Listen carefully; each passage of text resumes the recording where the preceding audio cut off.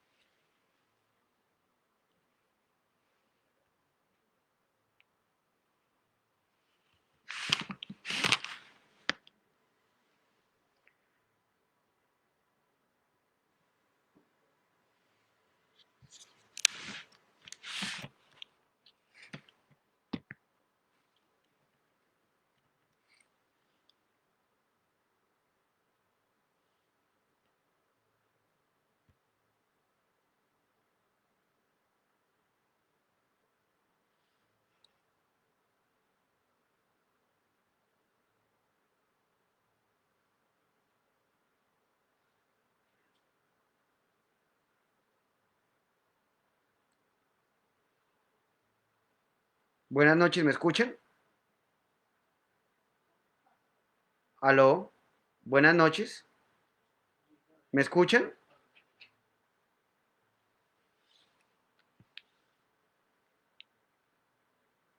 ¿Aló?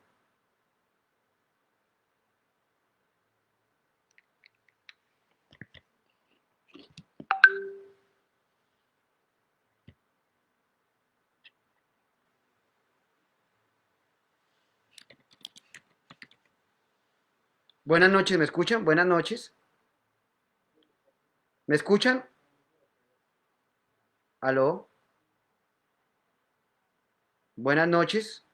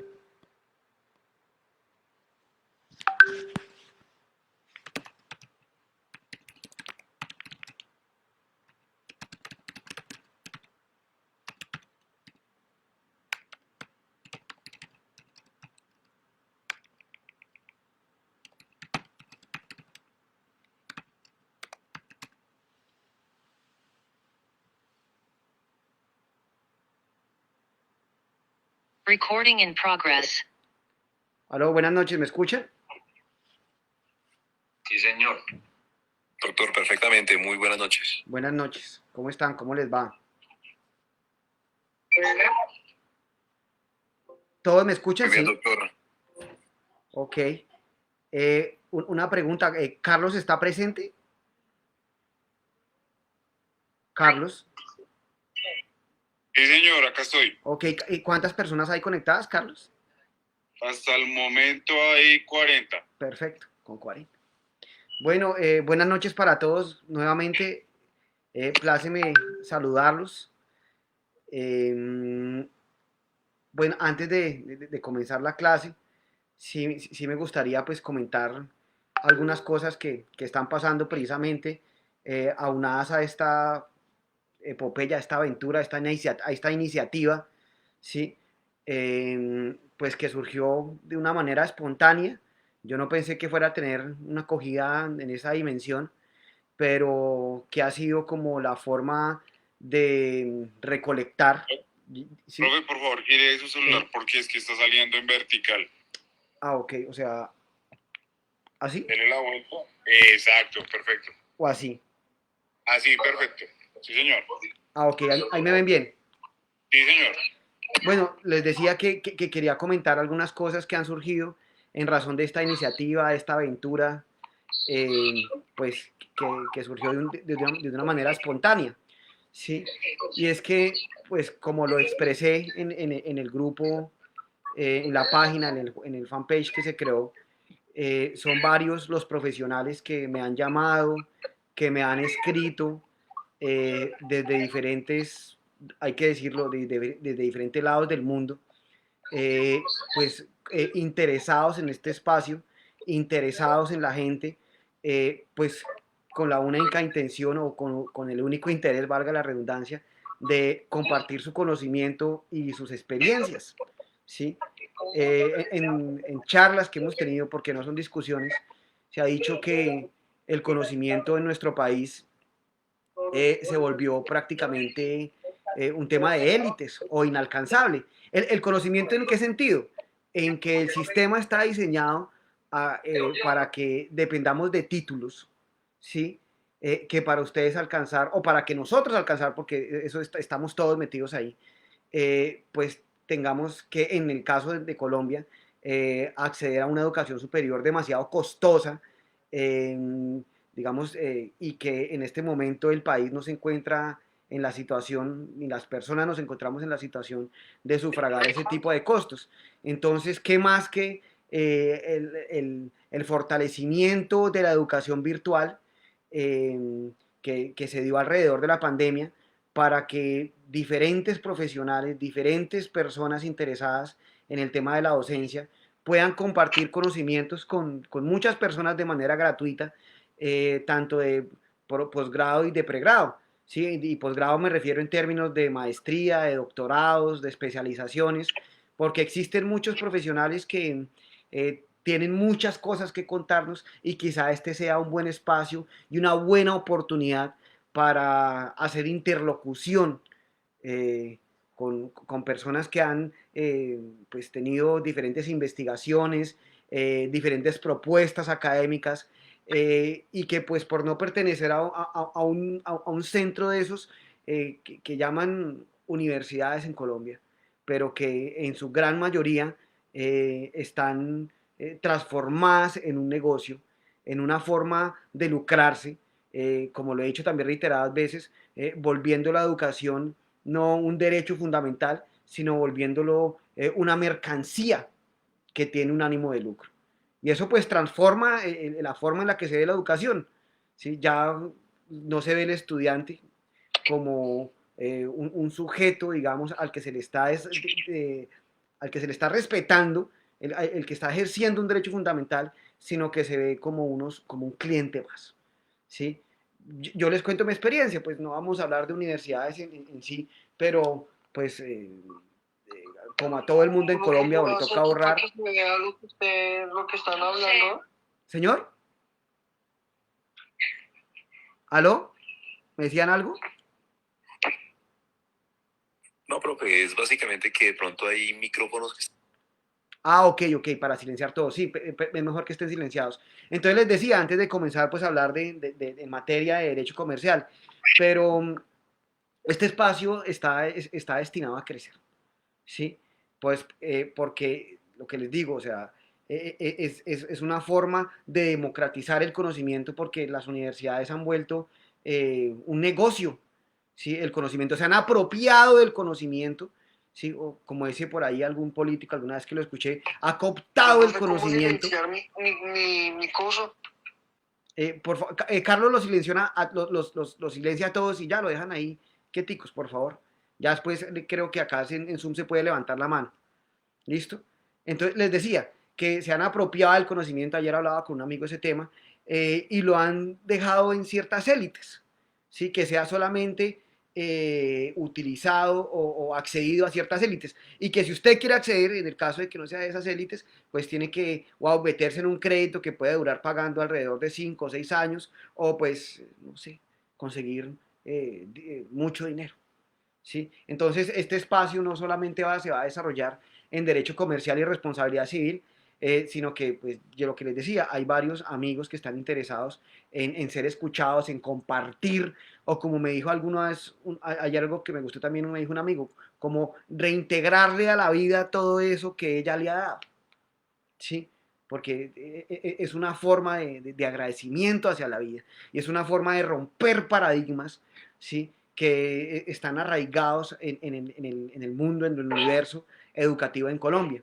Entonces, ya pues vamos a nosotros a desarrollar esta clase enfocada al derecho comercial. Después, como les anuncié, vendrá una clase de derecho administrativo también, y dictada pues por un personaje que yo admiro, que he admirado siempre en el pregrado, en mi vida profesional, y pues por su perseverancia, su pilera, ¿sí?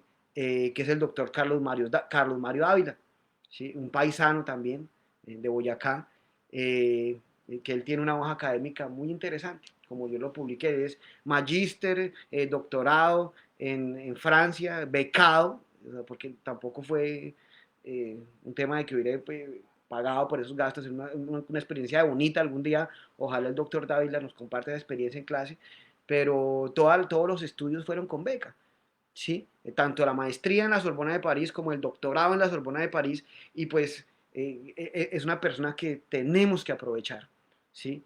Porque yo también vengo a clase con él, vengo a aprender de él, porque el mandamiento del abogado, ¿no? Estudia todos los días, el derecho es una ciencia cambiante y cada día que pasa eres menos abogado. A mí me encanta, es uno de los 10 mandamientos del abogado de Cotur, ¿sí? Y que me parece que tiene que ver con esa realidad, esa dinámica, ¿sí? Esa dialéctica que existe diariamente pues, en las ciencias jurídicas. Entonces quería anunciarles ese aspecto, ojalá pues este tema siga creciendo y bajo un presupuesto, bajo un principio, y es que aquí se va a impartir educación totalmente gratuita para profesionales. De pronto no empezamos con el derecho, no sé, bueno, que es nuestro fuerte, sí, pero no sé si otros profesionales se irán sumando a estas áreas, a esta iniciativa, a regalarnos unas horas de su tiempo, ¿sí? Regalarnos unas horas de su experiencia, comentarnos aquí algunas cosas, con la única intención de compartir conocimiento en forma totalmente gratuita. Ayer, pues esto también ha requerido energía, ha requerido un poco de tiempo, pero ayer nos trasnochamos con Carlos, acá un compañero que me está colaborando bastante con el tema, en elaborar ese fanpage que la mayoría de ustedes ya tuvieron la oportunidad de visitar en Facebook. Las personas que no lo hayan visitado, por favor, ingresen a la página. Ahí vamos a colocar el material, conferencias, artículos. Vamos a enlazar otras páginas que nos interesa que visiten del mundo académico, bases de datos, obviamente todas de acceso gratuito, ¿sí? Pero es importante que esto es como una refundación del concepto de universidad, pero no es una universidad hecha solamente con el ánimo de lucro, ¿sí? Con el ánimo de ser un negocio, ¿sí? Sino que es una universidad hecha realmente para compartir el conocimiento, para realizar conocimiento, ¿sí? Entonces, ¿y qué pasa? Que como es algo que está empezando, esta es nuestra universidad. Y el primer salón que tenemos nosotros en esta universidad es esa página, ¿sí? Es una página que es tarea de todos hacer crecer, ¿sí? Y hacer crecer ¿para qué? Para que este mensaje, usted no necesita ser abogado para escuchar esas clases, ¿sí? Es como una de las filosofías que me parece interesante de una de las universidades en las que estudié, era precisamente eso, de que uno puede entrar a clase, ¿sí? Sin ser nadie de la universidad, es precisamente replicar esa filosofía acá, pero en un modo real, ¿sí? En un modo que una persona que quiera aprender de derechos, que quiera conocer sus derechos, que quiera conocer las ramas del derecho, pues entre acá con nosotros. ¿Sí? Entonces no es solamente exclusiva para abogados, sino que es una especie de universidad que es para toda la gente. Ayer me comentaba el doctor Calonmar Ávila, que es una mente brillante, vuelvo acá, no es por echarle flores, pero es una mente brillante, pues tenía la idea acá metida en la cabeza, se me hace muy interesante, y es una idea que solamente dejo en el tintero, ¿sí? Y es, ¿por qué no una universidad para la gente? Me dijo, llamémosla la UPG, una universidad para la gente, y que tenga un escudo, ¿sí? y que tenga unos estatutos y que tenga unos programas. ¿Sí? Más adelante me voy a permitir enviarles el programa que creó el doctor Dávila en Derecho Administrativo, muy interesante. Es que él es más ordenado que yo. Yo tengo una mente muy dispersa, pero de eso le he aprendido mucho a esquematizar, a escribir todo lo que uno piensa, que es importante documentar ese tipo de ideas, porque muchas veces se van y se quedan en el mundo de las ideas, pero luego comparto. Entonces decía el doctor Dávila, hagamos de esto, aprovechemos esta coyuntura que hay en la pandemia, ¿sí? Que hubo en la pandemia, que nos fortaleció con el sistema de las nuevas comunicaciones y hagamos una universidad para la gente, ¿sí? Rompiendo ese esquema de universidad. Entonces, esa universidad para la gente precisamente es construida por la gente, ¿sí? No por solamente el docente que le dio la aventura quijotesca de editar clases, no, es algo que podemos hacer todos nosotros sin ningún tinte político, ¿sí? Sin ningún tinte ideológico, más bien, ¿sí? Sino que hagámosla nosotros precisamente para contribuir un poco a desmonopolizar el conocimiento de todas las universidades, ¿sí? Aquí van a haber profesores de varias universidades, tanto nacionales como internacionales. Sí, he tenido también acá la oportunidad de hacer interlocución con mexicanos, ¿sí? Y también, digamos, allá en Colombia con franceses, con gente de Suiza, con gente de Perú, con gente de Bolivia. Y pues, qué más interesante que esas personas nos regalen unas horas, por favor, silenciemos nuevamente los micrófonos, que nos regalen unas horas y nosotros aprender precisamente de toda esa dinámica. Y esto precisamente es refundar el concepto de universidad, porque ustedes acá no son clientes, ¿sí? Ustedes acá son realmente estudiantes. O sea, que acá no se está pidiendo ningún dinero a cambio, que es en lo que peca, ¿sí? En el abuso del derecho, de esa autonomía universitaria que prácticamente ha dañado, ha fracturado el acceso al conocimiento, porque ven de esto solamente una fuente de riqueza, más no una fuente de progreso. Los que ven en la educación una fuente de riqueza, pues reproducen el sistema, es como tener un supermercado, y se les olvida el progreso, ¿sí? Pero cuando nosotros intentamos ver la educación no como una mercancía, sino como una fuente de progreso, como algo que no se intercambia solamente el dinero, sino algo como nos ayuda a realizar al ser humano, a usted y a mí, ¿sí? Realmente podemos contribuir a una transformación de la sociedad. Entonces, esa es la idea que les quiero dejar en el tintero, ¿sí? Súbanse en este carro, que podemos llegar lejos, créanme, podemos llegar muy lejos, ¿sí? Podemos cambiar muchas cosas, ¿sí? Pero es una construcción que hay que hacerla entre todos. Y no se está hablando de dinero, no se está hablando de recursos, no nos interesa captar, que se convierta esto en una captadora vacía de dinero, DMG, ¿sí? No nos interesa eso, pero sí nos interesa dejar un mensaje, ¿sí? Dejar un mensaje que no solamente soy yo, soy el doctor Dávila, soy, bueno, los otros profesores que me han llamado, sino que es un tema que está calando. Es interesante. Y tenemos todas las herramientas, la inteligencia, la sapiencia para hacer de nosotros un gran proyecto, este tipo de cosas. Pero bueno, eh, volviendo al tema, bueno, yo quisiera escucharlos a alguno de ustedes antes de continuar la clase, ¿sí? Porque me acuerdo que quedamos en la libertad de empresa, pero a un lado, o sea, esperemos un segundo, démosle 5 minutos, a mí me gustaría escuchar a alguno de ustedes sobre la percepción que tiene de esta idea que se viene formando.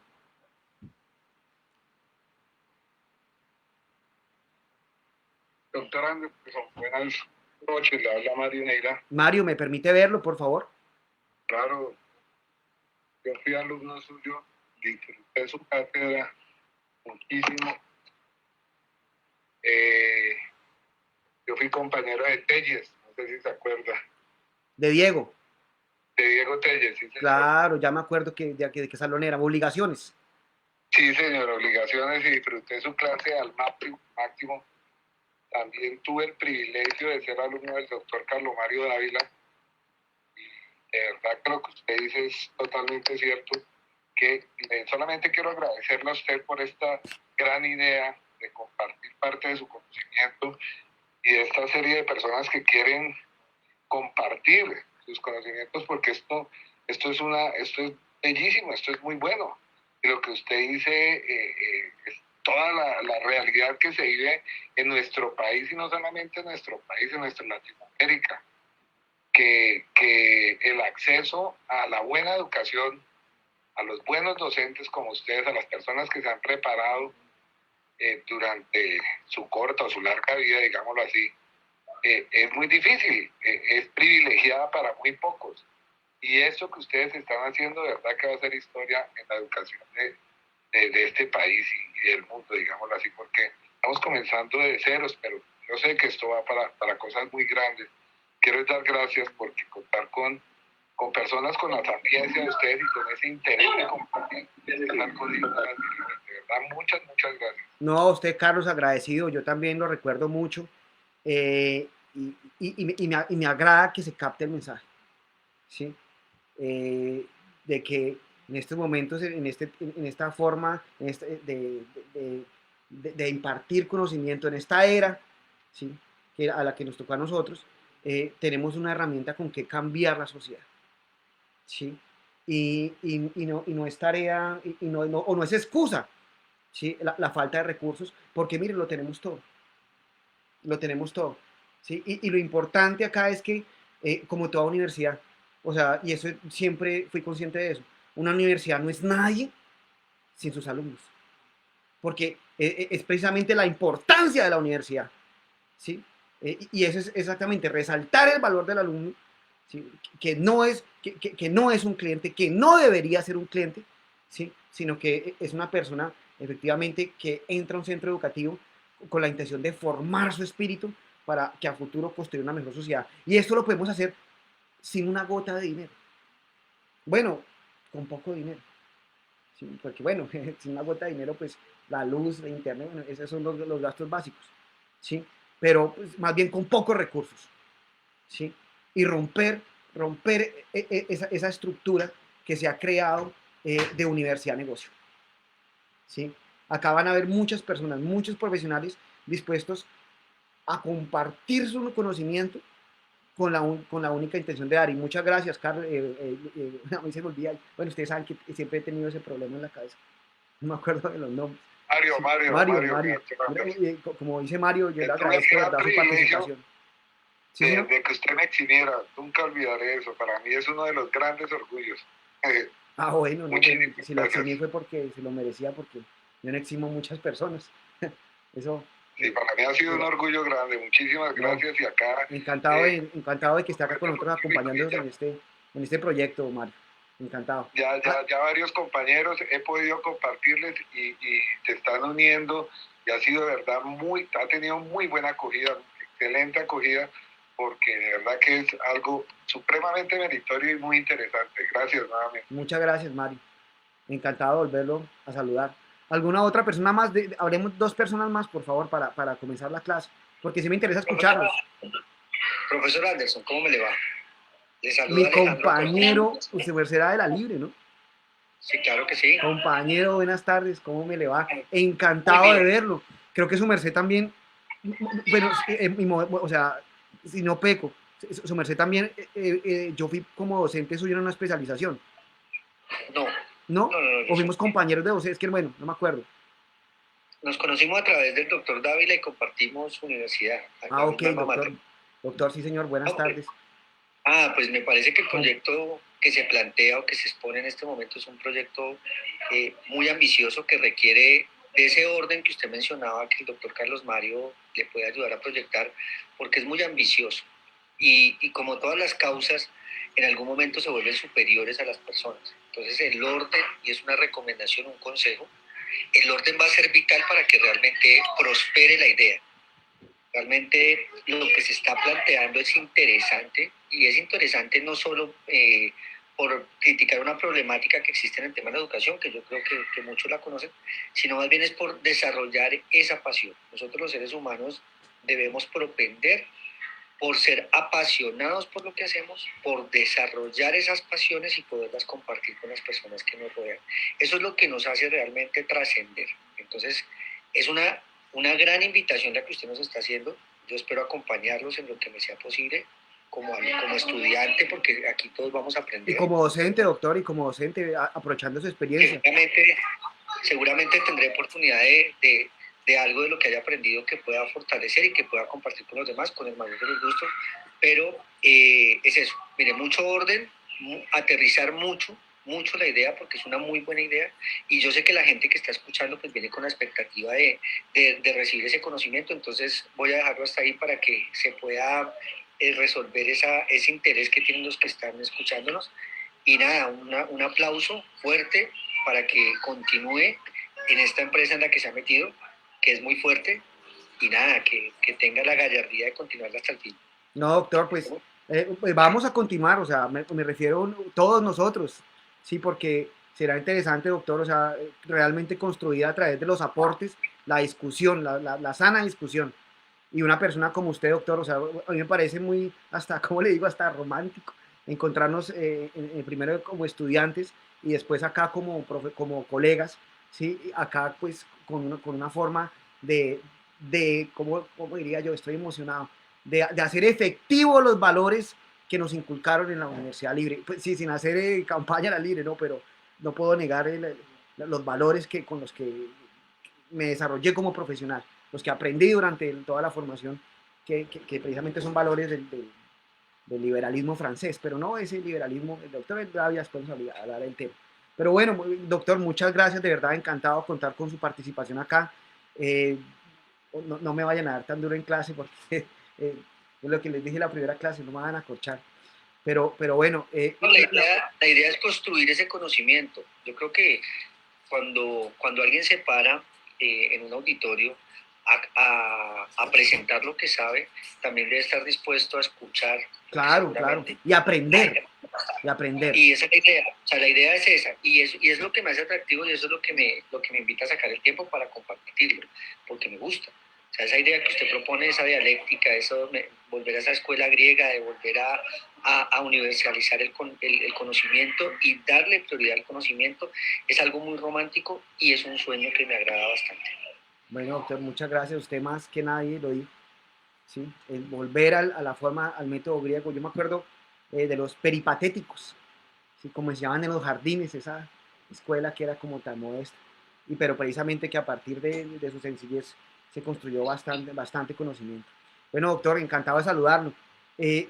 A la última persona, porque ya iniciamos la clase, ya me da pena con las personas. ¿Pero alguien más iba a hablar?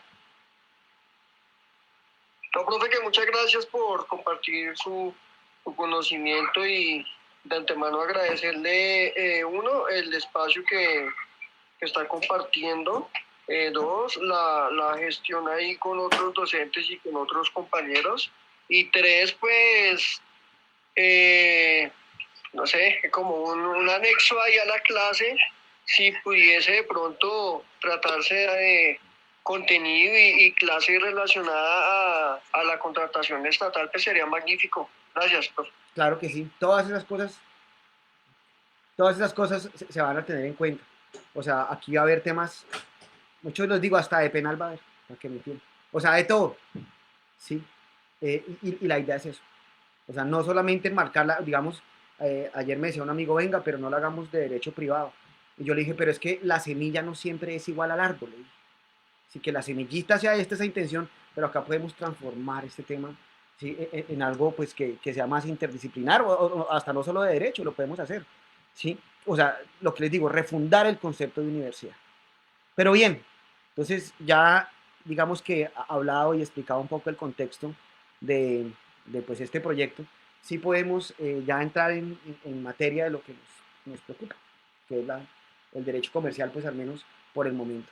Y la clase pasada, el viernes, nosotros estábamos hablando de la economía del libre mercado, ¿sí? ¿Sí? De los pilares que componían dicha economía, ¿sí? Que denominamos que era la propiedad privada, hablamos de la propiedad privada, hablábamos de la libertad de empresa y de la libre competencia. Explicamos la propiedad, bueno, mencionamos, hicimos ciertos comentarios jurídicos y sociológicos del tema de la propiedad y del tema de la libre competencia. ¿Sí? Y hablamos, por último, del tema de la libertad de empresa y cómo comenzamos la exposición de este concepto, mencionando el concepto de lo que se entiende por empresa. Y entonces traíamos normas y traíamos conceptos del derecho constitucional. Decíamos que la empresa para el derecho constitucional era la base del desarrollo social. Traíamos conceptos del derecho laboral, diciendo que la empresa para el derecho laboral era la unidad de explotación económica. Y traíamos conceptos del derecho comercial, por supuesto, diciendo que la empresa era una actividad económica organizada de administración, transformación o distribución de bienes o servicios. Y también, por último, y era en lo que terminamos la charla pasada, decíamos que la empresa para el derecho tributario no existía una definición, por lo que la doctrina había entendido por esta como un hecho generador. Y hecho generador atendiendo que la regla general o la teoría mejor del supuesto de hecho, ¿sí? De que toda la norma contiene un supuesto de hecho que incumbe a las partes probar para que tenga una consecuencia jurídica. Y prácticamente ahí quedamos, hablando de empresa. Ahora decíamos que íbamos a concatenar o a encajar esos dos conceptos de empresa y libertad. Y aquí pues tenemos un tema que podríamos hablar varias clases, ¿sí? Que es eso de la autonomía de la voluntad, ¿sí? Ese dogma al que los privatistas le rendimos culto, que ha tenido varios cambios, varias crisis, como lo expresa el maestro Jorge Suescul-Melo en sus libros, que también es una bibliografía que vamos acá a remitir frecuentemente, pero pues que es tan grueso que podríamos dedicar, no sé, unas 6 sesiones, muchas sesiones, a tratarlo, a explicarlo, ¿sí? Pero, ¿en qué consiste eso de la libertad, libertad de empresa? Y precisamente es uno de los conceptos en los que se fundamenta el negocio jurídico en la Constitución Política. Yo los invito, por favor, a que revisen un artículo muy interesante, intentaré conseguírselo desde acá, pero bueno, ustedes también podrían ayudar a lo que les dije entre todos. Está en la universidad, en la biblioteca Luis Ángel Arango. Recuerdo que estaba ya un librito del doctor Fernando Alarcón Rojas, un profesor de la Universidad Externado de Colombia. Y él tenía un articulito, un libro muy pequeñito, era un libro como de, ¿qué? 20 páginas pequeñito, de la Universidad del Tolima, ¿sí? Y ahí decía, es algo así como, ¿dónde está en la Constitución el negocio jurídico? Era más o menos como la problemática que él quería plantear, lo que quería, como el mensaje que quería dejar. ¿Dónde está el negocio jurídico en la Constitución Política de Colombia? ¿Sí? Y precisamente hacía una interpretación sistemática de varias normas para, digamos, entender o sacar de las entrañas el negocio jurídico de la Constitución. Porque pues, no existe una norma en la Constitución Política que dice el negocio jurídico, no, sino que el negocio jurídico precisamente surge de esa iniciativa privada, de la propiedad privada, la libertad de empresa, ¿sí? Del derecho, digamos, autogobernarse, que es la palabra autonomía. Y es precisamente, o sea, en ese artículo donde nosotros podemos encontrar las bases constitucionales, ¿sí? De una materia que más adelante vamos a tener la oportunidad de hablar, de estudiar o de hacer varios comentarios, que es el negocio jurídico. Entonces, esa libertad, ¿sí? De empresa, esa empresa libertad, es decir, usted puede participar con libertad en el sector económico, ¿sí? Otra cosa muy distinta es que toda la economía tenga barreras o todos los mercados tengan barreras, ¿sí? Y es lo que estudian precisamente esa ciencia que, bueno, los análisis de mercado, los que hacen ese tipo de estudios, las barreras naturales del mercado, o hay también barreras legales del mercado, ¿sí? Pero usted tiene el derecho a participar. Ahora, hay ciertos sectores que por temas de orden público económico, y es algo que explicaremos más adelante, o sea, lo que hablaremos más adelante, el tema del orden público económico, pero hay muchos sectores que en razón de su importancia, de su relevancia social, o sea, usted puede participar, pero el Estado le dice de esta manera, ¿sí? A modo de ejemplo, en el derecho comercial usted tiene, o en la actividad, o en la normalidad, usted tiene el derecho a montar un banco, por ejemplo, a constituir un banco. Pero entonces, como la actividad financiera es de orden público, es un sector de la economía, pero que toca temas de orden público, el Estado le dice, bueno, ponte el banco, pero las reglas para montar el banco son estas, ¿sí? Y ahí está lo que conocemos en el derecho colombiano como el Estatuto Orgánico del Sistema Financiero, ¿sí? Que es precisamente donde se trazan las bases para todos ellos particulares, para todos aquellos particulares que quieran participar en ese sector, pero que debe hacerlo regladamente, de esta forma. modo de ejemplo, debe constituirse, o sea, para entendernos hablando en un lenguaje, sociedad, perdón, particulares y Estado, ustedes, los del sector financiero, deben constituirse obligatoriamente como una sociedad anónima. Lo mismo ocurre con el sector asegurador, ¿sí? De que precisamente existe libertad para participar, pero de esta forma se limita de alguna manera esa iniciativa privada en razón de qué? De proteger temas de gran envergadura, de gran importancia, como es temas de orden público. ¿Sí? Entonces, esta palabra libertad de empresa sí se protege la iniciativa del particular. ¿Sí? De hecho, existen varias formas de garantizar esa libertad de empresa. El derecho tributario, por ejemplo, habla de las leyes de fomento. ¿Sí? Que en algún momento podemos traer acá a alguna compañera también que nos explique sobre el tema ya dogmático de qué se trata eso en el derecho tributario. ¿Sí? Pero podríamos decir, mira, o sea, el Estado con tal de fomentar o de incentivar alguna actividad económica, le hace unas preferencias especiales en temas de impuestos. Eso, digamos, muy básicamente, no quiero con el ánimo de ser reduccionista, explicar lo que es una ley de fomento, pero el Estado, para incentivar, para mover la economía, para garantizar esa iniciativa privada, esa libertad de empresa, lo hace desde diferentes sectores del derecho. ¿Sí? Pero, viendo acá el tema, ¿sí? Estos son entonces los tres pilares que fundamentan esa economía de libre mercado. Allá un profesor me hacía un comentario, pues que más adelante valdría la pena ver esto desde la óptica de carácter constitucional, porque sin lugar a dudas, ese fenómeno de la constitucionalización del derecho privado, pues ha cambiado toda esta dogmática en materia jurídica y también en materia económica. Entonces, me hacían un comentario, bueno, es que no solamente somos una economía de libre mercado, sino somos una economía de libre, de colectivos, bueno, que se tengan en cuenta hasta los derechos de la naturaleza. ¿Sí? ¿Sí?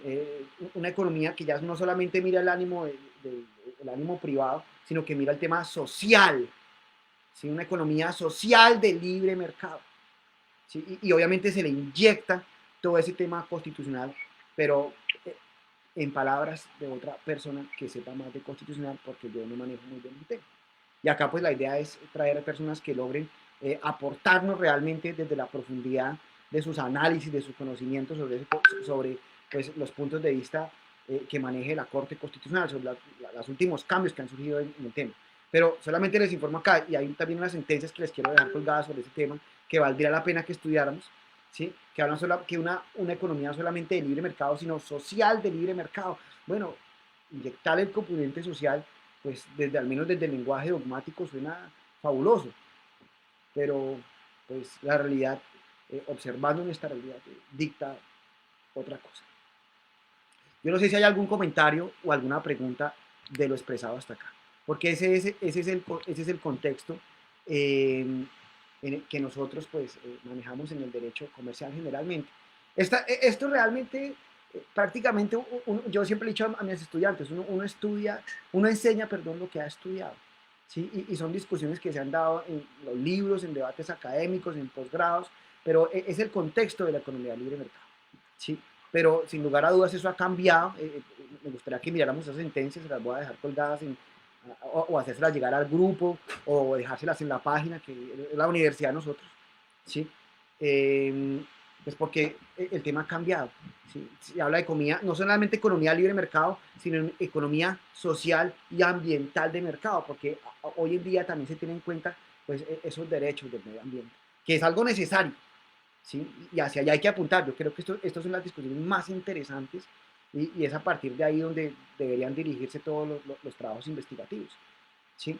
Pero será por una persona que les hable de derecho constitucional, porque, como ustedes saben, yo no hablo de lo que no sé.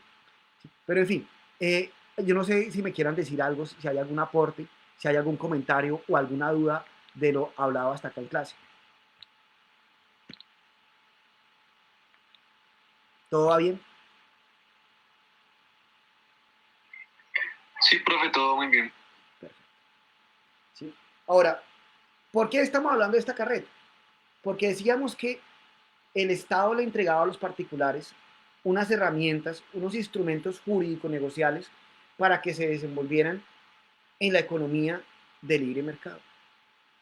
¿Sí? ¿Qué son? Por un lado, los contratos, por otro lado, las sociedades mercantiles y por otro lado, los títulos valores, que es precisamente el estudio del derecho comercial. ¿Sí? Obviamente aquí partimos de una parte general, bueno, la misma estructura que maneja cualquier universidad, ¿sí? Una parte general, ¿sí? Una parte ya pues especial dividida en 3 pasos, pero generalmente el verdadero estudio del derecho comercial es el estudio de eso, ¿sí? Al menos de la parte gruesa del derecho comercial, ¿no? Porque, o sea, no podemos decir, o sea, tampoco se entienda, que el derecho comercial se reduce a ello. No, no, no, no, no, no, no.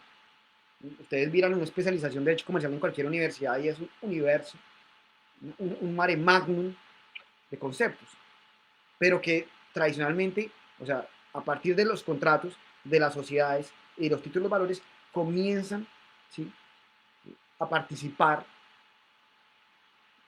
las otras ramas del derecho comercial. Tema de la propiedad industrial, temas de arbitramiento, temas de insolvencia, ¿sí?, temas de tipología contractual, del establecimiento de comercio. ¿Sí? Todo comienza a desarrollarse a partir de estos 3 instrumentos jurídico-negociales. Y vamos a tocar precisamente, y vamos a comenzar a hablar de uno por uno, ¿sí?, y a tocar ejemplos. ¿Sí? Y empezamos por el que yo diría el más importante. Y vamos a hablar, y vamos a ver por qué le damos la importancia, ¿sí?, a este instrumento, o por qué le damos esa relevancia, ese protagonismo, ¿sí?, en el punto académico, que es el tema del contrato. El contrato, lo que es un contrato. ¿Sí? Y el contrato, pues ha sido una figura negocial, ¿sí? Bueno, que algunos dicen que o sea, no se reduce solamente a una figura negocial, sino que el contrato es, es un instrumento de colaboración. Pero hacia allá, digamos, es lo último que quiero llegar. El contrato ha acompañado la historia de la humanidad. ¿Sí? A mí me encanta una monografía de, del doctor José Félix Chamier. También miren ese librito, por favor. El equilibrio contractual. José Félix Chamier, de la Universidad Externado de Colombia. Por favor, silencien los micrófonos. ¿Sí? Y José Félix Chamier, precisamente, eso tengo entendido, de acuerdo al libro, pues hace rato no lo miro, pero es como la tesis de maestría que él presentó en la Universidad Tor Vergata de Italia, ¿sí? Sobre el equilibrio contractual, la teoría de la imprevisión, el rebus sic stantibus, que también vamos a hablar en alguna oportunidad de ello, ¿sí? La teoría de las bases negociales, que son 2 cosas diferentes. ¿Sí? La teoría de la imprevisión, el rebus sic stantibus, la teoría alemana, el cambio de las condiciones generales del contrato, bueno, el cambio de bases negociales, perdón. Pero ¿por qué cita a Charlier? Porque en su prólogo me parece que él toca algo como casi literario, que me gusta cómo se expresa respecto al contrato, que lo trata como un instrumento, como un organismo humano, ¿sí? Como una célula, como un ser viviente, llamémoslo así, como un ser viviente, y dice que el contrato, en lugar de estar llamado a desaparecer, ¿sí? Ha hecho lo de la célula, así como la célula ha sobrevivido al invierno, a la escasez de comida, a los terribles veranos, a diferentes vicisitudes que aparecen en el trasegar de la vida. El contrato también ha sido una institución que no ha desaparecido, sino que se acomoda, ¿sí? Y se ajusta a las necesidades de la época en la que está viviendo el contrato, ¿sí? Vamos desde la concepción clásica de lo que era un contrato hasta el smart contract de hoy, ¿sí? Al menos en tecnológicos, un paso grandísimo. Miren ustedes cómo está cambiando el universo, por ejemplo, con eso de Meta, eso de Facebook. O sea, eso rompe esquemas, ¿sí? Bueno, y de hecho que me hace acordar mucho de Matrix, volver se me hace una locura como cada vez más esa distopía que se expresa en esa serie de Black Mirror, ¿sí? Es como que se vuelve una realidad, ¿no? Es una locura eso, hay mucho cuidado con eso, ¿sí? Pero lo que les quiero mostrar es que, o sea, toda esa evolución, el contrato siempre va a estar ahí. ¿Sí? Y desde el punto de vista académico, recuerdo haber participado en varios foros en el externado también, que miraban el contrato como, se decía, algo así se llama el foro, el contrato como instrumento económico y social, ¿sí? Porque ya comenzaba como, a partir de esto, de ese fenómeno que hablábamos en ese momento, de la constitucionalización del derecho privado, cuando entran a irradiar todos esos valores y principios, el desarrollo, el funcionamiento, la interpretación del derecho privado, eh, pues el contrato no ha sido ajeno a esto, ¿sí? Y comienzan precisamente a removerse ciertas instituciones que parecían inamovibles del derecho romano. De esa forma de interpretar el contrato, esa relación humana, pero ajustada a la realidad actual. ¿Sí?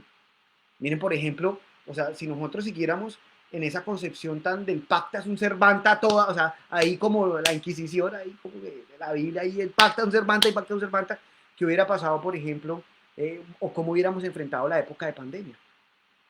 ¿Sí? Todos esos análisis que hizo la academia, por ejemplo, en el marco de los contratos de arrendamiento de local comercial y vivienda urbana, que se vieron trastocados, fueron contratos que estaban en plena ejecución, pero que por un hecho como lo fue el COVID-19, o que lo sigue siendo, porque pues, no ha desaparecido, pero esos momentos que vivimos del tema contractual, si llevábamos eh, pegados, si mirábamos obsesionados, con la mente cerrada, las clásicas formas de interpretar el contrato y los efectos del contrato, pues no hubiéramos tenido ninguna solución. Entonces, vea cómo es necesario que se revalúen y ya, y lo están haciendo, o sea, no es algo que se está pidiendo desde acá, no, eso ya se ha venido haciendo y hay varios teóricos, la academia ya ha dotado el contrato de no solamente una operación económica, un intercambio, una contraprestación, sino que un instrumento de solidaridad. Y aquí vamos a mencionar después el solidarismo francés y todas esas teorías que han influido hoy en día en lo que se entiende por lo que es un contrato. Pero el punto cuál es, que volviendo a citar a Chamier, el contrato es un organismo vivo, ¿sí? Que en lugar de desaparecer se ajusta a las condiciones sociales y naturales de su misma época. Si se quieren otros términos, podríamos decir que el contrato, y pues con perdón de acá del doctor, no sé, a alguien que no le guste la teoría marxista. Se te fue el audio. Pero, Anderson, se te fue el audio. ¿se fue el audio? Doctor, se le fue el audio. Ah, qué cosa. Ya me escuchan. ¿Hasta dónde me escucharon? Qué pena. Alguien me silenció el audio. ¿Hasta dónde me escucharon? Porque la idea es que no se me quede. Hasta cuando hablaba de que el contrato está vivo y que es un ser que se ha ido acomodando. Sí, no, bueno, o sea, no perdimos mucho de clase. Entonces, el contrato se ajusta, pero digamos que la academia ya ha escrito bastante sobre el tema. La Corte Constitucional ha expedido varias sentencias que ha removido, por ejemplo, el tema del seguro. Ya después miraremos casos. Sí, el tema es que el contrato hay que mirarlo desde diferentes ópticas. ¿Desde qué ópticas tradicionalmente se ha visto el contrato? Pues, obviamente, de la última que vamos a hablar de la jurídica. ¿Sí? Porque ya después vamos a mirar el concepto, digamos, legal que tiene el sistema jurídico colombiano normativo de lo que es el contrato. Pero miremos primero otras ópticas que tal vez son interesantes. Ya hablamos de la primera, que tiene que ver con un tema inmanente a los títulos, valores y las sociedades, es decir, con la economía libre mercado, lo que explicamos en primera fase. Creíamos que el contrato es un instrumento jurídico negocial. Social, también solidario, bueno, son cosas que se van aunando a la definición, ¿sí? Se van uniendo a la definición, pero en sí es un instrumento jurídico negocial. ¿Para qué? Para que los particulares se muevan en esa economía de mercado, ¿sí? Pero además de todo, el contrato también tiene un tema de ser como una ley, como tener una fuerza vinculante. Eso que llamábamos anteriormente ese pacta sunt servanda, que se traduce en el artículo 1602 del Código Civil. Todo contrato celebrado válidamente es una ley para las partes, algo así dice la norma. Que no me gusta esa palabra válida, pero eso lo miraremos en otro momento. Pero que el contrato produce precisamente una fuerza normativa, una fuerza vinculante, es una ley. Y ahí podíamos ubicar el contrato, y recuerdo que varios autores lo hacían, en eso que llaman la pirámide de Kelsen. ¿Sí? Y recuerden ustedes, esa pirámide pues, que la ve uno generalmente en las clases de introducción al derecho o de teoría jurídica, eh, precisamente que va desde la parte de la culpa y la pirámide y tiene una base. Y que hoy en día, pues, también hay que tener en cuenta que eso ha cambiado, ¿sí? Porque la pirámide también no solamente está lo que está en la punta, que, que es una ley, una norma fundante, porque, ojo, tengas en cuenta que Kelsen jamás habló de la palabra constitución, eso me lo explicaban alguna vez en una clase, que Kelsen no mencionó nunca la constitución, sino mencionó una norma fundante, y que luego diferentes intérpretes de Kelsen hablaron de lo que es una constitución, ¿sí? Pero que ahí iba la Constitución, pero que en razón de eso de que en nuestro sistema es el artículo 93 de la Constitución Política, el tema del bloque de constitucionalidad, la pirámide también va al revés, ¿no? ¿Sí? Pero no soy yo la persona indicada para explicarles eso más a fondo. Pero lo que les quiero mostrar es que ahí hay una jerarquía normativa, ¿sí? Entonces, que en un principio se habla de la Constitución Política, verticalmente pues va descendiendo hacia lo que es la ley, y pues esa discusión ya que para mí ya es un tema obsesivo, que eso ya está zanjado por la evolución del derecho, que en nuestros tiempos, y hablo con nuestros tiempos, pues referimos cuando estábamos con el doctor Carlos Mario Dávila, con el doctor Anthony, estudiando allá en el pregrado, que eso que vivían allá peleando es Diego López Medina con el maestro de responsabilidad civil, Javier Tamayo, ¿sí? Javier Tamayo Jaramillo, si alguien me corrige. Porque Lombán es el de la LIR, y Javier Tamayo Jaramillo, el maestro de responsabilidad civil. Esa discusión de que si la jurisprudencia es o no vinculante, pues hoy en día yo creo que ya está más clara que cualquiera. ¿Sí? Y, o sea, ya es una realidad, o sea, eso ya decir, estar en esa discusión es como la metáfora del avestruz de que mete ahí la cabeza en un hoyo y no quiere observar nada y es terco y no quiere, ¿no? O sea, quien diga que la jurisprudencia no vincula está simplemente no observando la realidad, a mi modo de ver las cosas. Sí, ya se paca y esas normas administrativas han ido más allá. El derecho público pues ha sido el que ha como empujado, acelerado este proceso, pero para una discusión hay que dar. Pero ahí podemos decir que la ley está en el mismo tema de la jurisprudencia. Somos el Roman Law, eso no se va a discutir, no somos del Common Law, pero pues la realidad, nuestro sistema puede darnos a entender distintas conclusiones. Entonces, ¿qué voy al punto? Esto no es constitucional. Aquí está la Constitución, ¿sí? Inmediatamente debajo está la jurisprudencia de la ley, por debajo están los actos administrativos, entiéndase, no sé, resoluciones, ordenanzas, circulares, decretos, bueno, etcétera, etcétera, etcétera, toda la teoría del acto administrativo. Y en la base de esa pirámide, generalmente, ¿qué estaba? Y era precisamente el contrato.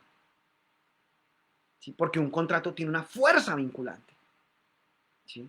Entonces, un contrato, digamos, en el caso de la pirámide, que es de esa estructura normativa, puede que esté en la base, pero no puede estar en la base, es lo menos importante, no.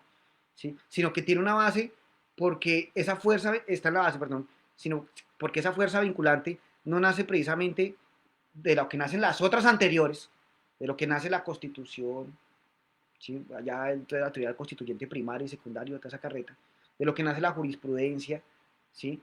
De lo que nace precisamente los actos administrativos, no, que ellos hacen parte del derecho público, sino que el contrato tiene otra fuente, viene de otro lado, de otras circunstancias. ¿Y cuáles son? La autonomía de los particulares. ¿Sí? Esa palabra autonomía que ha sido tan costosa también en la historia de la humanidad. Esa palabra que es libertad. O sea, tiene que ver mucho con la libertad. Está atada a la libertad. ¿Sí? Pero esa palabra autonomía, que es precisamente esa capacidad de autogobernarse. Si la palabra autonomía viene de auto, uno mismo, auto quiere decir uno mismo, y nomía viene del griego nomos, que es ley. ¿Sí? Entonces es la ley de uno mismo, esa capacidad de autogobernarse. ¿Sí? Esa fuerza vinculante del contrato precisamente emana, nace de esa autonomía.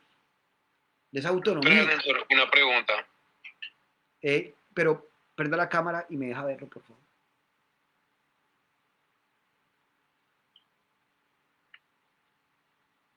Listo, buenas noches. Buenas La noches. pregunta es la siguiente. Lo que pasa fue que hace poco tuve un módulo de especialización con la doctora Aida Hernández en el externado y me surgió una duda en cuanto a, en el tema del contrato, ¿se Bueno, puede hablar de una pero- relación tripartita contractual? ¿Relación tripartita contractual en qué sentido? En el sentido es, o sea, como tal, tuve que hacer un análisis de un expediente del Consejo de Estado, el cual como tal llega a un resumen en el que dice que puede existir una relación tripartita contractual cuando el contratante, ponerlo como ejemplo, el contratante en su contrato inicial faculta al contratista para que subcontrate. Entonces, para el Consejo de Estado, con esa figura de la subcontratación se genera una relación tripartita contractual. O sea, para el Consejo de Estado sí se genera una figura tripartita, o sea, una relación contractual entre tres personas. Pero lo que dice la doctora Aida Hernández, ex magistrada del Consejo de Estado, es que no es una relación tripartita contractual, sino un acto jurídico tripartito. Entonces tengo la duda de si se puede generar una relación tripartita contractual o si simplemente llegaría a ser un acto jurídico. A ver, pues ese tema de los efectos, a quién vincula el contrato, a quién vincula, o a quién afecta, ¿sí? Pues ha sido también estudiado por el derecho privado, ¿sí? La fundamentación que hace el Consejo de Estado, pues al menos la que usted me está trayendo, pues ya tiene una respuesta. O sea, el Consejo de Estado dijo que sí, ¿sí? De que se tiene en cuenta el contratante, el contratista y el subcontratista.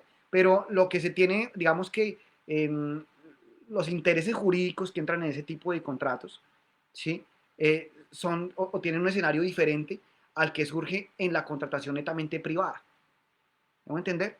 Porque si lo miramos desde el punto de vista privado, del derecho privado, pues, o sea, usted tiene, o sea, un contratista tiene toda la autonomía, bueno, si se pacta, o depende del contrato del que se trate, de solicitar auxiliares del contrato, ¿sí? Como lo denominan algunos textos, ¿sí? O gente que colabora con el contrato, colaboradores en el contrato. Y hay varias formas, pues, de explicar ese fenómeno. Una forma, por ejemplo, es el tema de que es una especie de mandato, ¿sí? Depende del contrato, o sea, depende qué tipo de colaboración se da, ¿sí? Y hay otros que no es otro mandato, de que surgen obligaciones independientes, ¿sí? Del contrato inicial, pero que están atadas a ese objeto inicial. Y es lo que en el derecho privado nosotros llamamos la coligación de contratos. La teoría de los contratos Porque coligados. para este caso, inicialmente era un contrato interadministrativo entre dos entidades que dio origen a un contrato de obra que fue el que surgió como la subcontratación. Sí, ya en este caso, en el derecho administrativo, toca otros matices, ¿sí? Precisamente es por el objeto y de lo que se trata la contratación estatal, que ya no es precisamente el ánimo de lucro, sino que es la realización de los bienes estados, perdón, la realización de los fines esenciales del Estado, y se tiene en cuenta pues otras particularidades propias de este sector.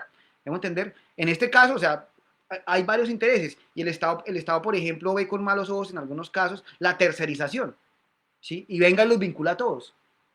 Pero en el derecho privado sigue teniendo otro régimen, otras connotaciones, por lo que esa suma divisio entre contratación privada y contratación pública sigue teniendo vigencia. Entonces, ¿yo qué le diría para, digamos, concluir? En la contratación pública, en lo que es la ley 80 del 93, en ese marco, sí pueden darse esas figuras que se trae, que es la tripartición del contrato, ¿sí? Pero en la contratación privada se mira desde otra manera. ¿Sí? Puede darse la participación de terceros en el contrato, pero que pueden ser explicados desde diferentes puntos de vista, ya sea una teoría como contratos independientes, como contratos coligados, u otra teoría que es el tema del mandato. ¿Sí? Entonces, en el tema administrativo, pues sin lugar a dudas, pues usted dio la respuesta, el Consejo de Estado ya pues, estudió esa teoría, que me parecería muy interesante, y ahora lo pregunto yo, ¿qué especialización está estudiando en el externado, compadre? Contratación estatal. Bueno, sería muy bueno que nos ayudara, que nos compartiera material. Yo pues les voy a rotar a ustedes el material que me dieron de la maestría y de la especialización en comercial en el externado. Yo tengo ahí una base de datos, que es un material que está en internet, es totalmente asequible a todo el mundo y sería buenísimo. Ay, Charlie, Dios mío, aquí tengo un fiscal grave que es el doctor Carlos Lozano. Charlie, me perdió la cámara. Yo también voy a darles ese material para que por favor lo revisen. Pero también sería bueno de que usted nos trajera esas discusiones, porque precisamente nos permite cumplir con el cometido de estas charlas, que es precisamente democratizar el conocimiento. ¿Sí? Charlie, buenas noches, ¿me escucha? Buenas noches, Anderson. Charlie, Hola, pláceme yo saludarlo. respeto mucho a la profesora Aida, profesora de muchos de nosotros acá, pero acá sí me es llamativo esa teoría. Y yo creo que aquí se echan en el olvido las normas de derecho común. ¿Qué sucede? En el tema del subcontratista, que hablaban, no sé cómo sean los particularismos del Estatuto de Contratación Pública, pero se echan en el olvido unas reglas elementales del pago, en el sentido de que lo que opera es el contratista que subcontrata para ejecutar un contrato estatal en derecho de obligaciones, en el sistema de obligaciones de derecho privado, es un pago hecho por un tercero. Entonces, por eso es que en el mundo, por lo general, en el mundo contractual, es prohibido la subcontratación, por la simple norma imperativa del pago, que dice que el pago el pago de tercero solamente es válido si el acreedor lo consiente. Entonces, aunque ahí meto la cucharada, Charlie, aunque existe el tema de la diputación del pago, ¿no? Que el pago a un tercero valdrá siempre y claro se haya diputado, que alguien lo reciba a nombre de este. Recuerda esa norma del pago, también existe esa posibilidad, ¿no? Pero por favor, qué pena interrumpirlo, lo dejo continuar. Bueno, entonces el tema es que hay que tener en cuenta el tema de la imputación del pago, en el sentido de que si el acreedor lo consiente, entonces esa creación así por el Salmo de 3 de la figura esa extraña, lo máximo que se te entendía de pronto sería como un tema de cooperación contractual, pero generar así un acto jurídico de tripartición contractual me suena como extraño, o sea, no me parece convincente la respuesta. Una solución más estable es mirar actos contractuales separados y de pronto, como lo ha hecho desde los años 30 la Corte, 36 concretamente, con una sentencia famosa de hablar de la coligación contractual, y sería coligación contractual por objeto, diferente a la coligación contractual de los famosos negocios jurídicos gemelos. Entonces podría establecer esta, que de pronto las partes consistieron en ese evento que lo plantean en el contrato de obra, que el cumplimiento estaría en 2 fases y que el acreedor consentiría que una persona que celebró un negocio jurídico contractual con su deudor pagara por él. Sería como una solución más coherente con el sistema general de las obligaciones y los contratos. Bueno, Charlie, Es que para el caso que vengo con la pregunta, o sea, en el contrato interadministrativo se plasmó por un valor inicial, y al momento en el que se ejecutó y surgió el contrato de obra, se cambió totalmente ese valor. Entonces, lo que dice incluso el magistrado ponente al momento de dar su respuesta en el expediente es que primero pues están violando el principio de planeación en la contratación estatal, porque pues inicialmente en el contrato interadministrativo se pactó por un saldo, y el contrato de obra que surgió posteriormente aún con un valor mucho menor. Entonces dice incluso el consejero Mauricio Fajardo, dice ¿qué pasa entonces con ese saldo que está quedando ahí volando? Se está llevando entonces a un detrimento patrimonial, porque es que están quedando un saldo ahí que no se ve efectuado ni por gastos administrativos ni nada. Entonces, prácticamente lo que ellos tratan de vincular como esa relación contractual tripartita es más que todo para el tema de la responsabilidad por el incumplimiento en el contrato, más no por el tema del pago. Entonces o sea, la doctora Ida, ella en su posición, ella dice, un contrato es bilateral. Entonces, ella no ve la posibilidad de una relación contractual tripartita, sino es un acto jurídico tripartita. Ella no lo ve como un contrato de 3, sino un acto jurídico aparte.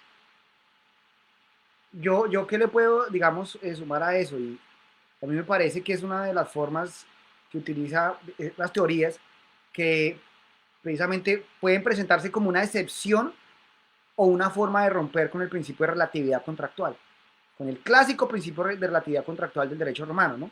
El res inter alius acta, el contrato solamente obliga, afecta, vincula a las partes que intervienen en su celebración, que hoy en día es considerado como, no como principio, sino como una regla técnica.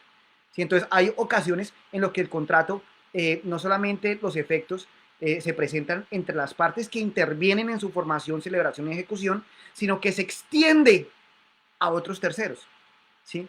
Existen varias formas de hacerlo en la contratación privada. El caso, por ejemplo, de la oponibilidad, de las asignaciones forzosas, del contrato colectivo, de la estipulación para otro, figuras que trata el derecho privado, pero que en razón de los intereses que entran a jugar en el contrato público, en el Estatuto de la Ley 80 del 93, precisamente es esos intereses. Ya no hacen uso de estas figuras, sino que es otra de las formas en las que, a mi modo de ver, se pretende crear otra excepción del efecto relativo del res inter alius acta de los contratos. Pero no lo dejo ir. Yo aprovecho su participación, le agradezco muchísimo que esté acá en este espacio. Me encanta que esté estudiando, ¿sí? Y yo le pido, o sea, compártanos eso que está aprendiendo ahorita. Compártanos esas discusiones, tráigalas acá, enséñenos, ¿sí? ¿Me hago entender? Porque claro, o sea, acá el docente aprende. Yo aprendo mucho de esto, ¿sí? Y me encanta este ejercicio, ¿sí? Entonces le agradecería mucho, mire, el externado es una universidad que cultiva también unos valores democráticos, ¿sí? Es una universidad también que le enseña a uno a luchar por sus derechos, a tener el tema digamos, de principios, también de carácter liberal. Yo sé que esto precisamente, esto, pues no somos el externado, pero va en la vía de esa filosofía, de ese acceso al conocimiento con el que se fundó este externado, la Libre, de otras universidades. Entonces usted que está allá, pues le agradecemos que nos comparta, de que su participación sea más activa, de que si algún día quiere, por ejemplo, participar con una ponencia o algo de lo que esté viendo, por favor charlemos y me cuente. Muchas gracias. Listo. Bueno, pero yo también quería aprovechar el espacio para saludar a Charlie. Sí, Charlie, la persona que habló, Charlie todavía está acá con nosotros.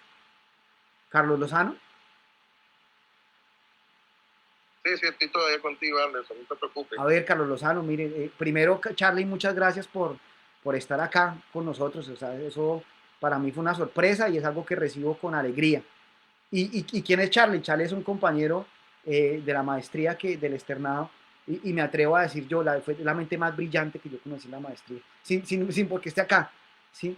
El caudal, los libros que tiene Charlie aquí en la cabeza, conozco muy pocas personas que lo tienen, la cantidad de conocimiento. Y también los libros que tiene en la casa. Alguna vez estuvimos allá en Barranquilla, ese fue muy Charlie, muy buena gente porque me recibió con una botella de whisky sello dorado, nunca había visto una de esas. Y me impresionó la casa de Charlie. Habían libros, perdónenme Charlie, comento una anécdota, pero habían libros hasta en el baño. Y era una rumia así, yo decía, este tipo está como loquillo, ¿sí? Pero la sapiencia que tiene Charlie, que precisamente la cantidad de temas que conoce, pues hacen de este espacio más enriquecedor, muy enriquecedor, Charlie. Muchas gracias por asistir. Y pues le doy la bienvenida a Charlie. Tú obviamente algún día tendrás que tomar la palabra en este espacio y compartirnos tus experiencias, Charlie. No, muchas gracias por esas palabras, Anderson, pero nada más iba a tocar de pronto un terreno peligroso que entramos en el sentido de